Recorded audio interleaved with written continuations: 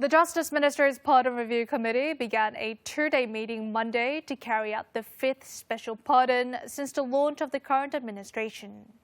Justice Minister Park Bom-gye said Monday a large scale of pardon will be granted to mark the new year. Now, eyes are on whether or not former Presidents Park Geun-hye and Lee Myung-bak would be pardoned this time, as predicted by some political observers. The Moon Jae-in administration is now in its final months.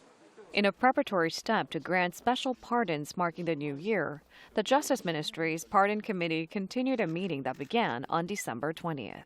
As the current government's fifth pardon since its launch, it is highly likely to be their last one as well. 사면의 원칙과 기준들은 정해져 있습니다. 상당한 규모가 될 것이라고 생각합니다. Some 3,000 convicts, including those jailed for committing petty crimes, were released in last year's New Year special pardon. Attention is now being drawn to whether or not former Presidents Park Geun-hye and Lee Myung-bak would be pardoned this time, as expected by some politicians. It has been said that the committee did not discuss pardoning the two ex-presidents at yesterday's meeting. Lee Myung-bak has been serving his prison sentence of 17 years on charges of embezzlement. Park Geun-hye was sentenced to 22 years in jail for her role in the influence peddling scandal involving her longtime confidant. Both the former presidents are now old and suffering from chronic diseases. In particular, Park Geun-hye was hospitalized for medical attention at a private hospital last month.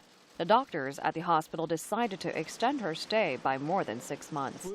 However, some observers predict that the two ex-presidents will unlikely be pardoned this time, noting strong opposition in the ruling party and the political burden their pardon will cause ahead of next year's presidential election.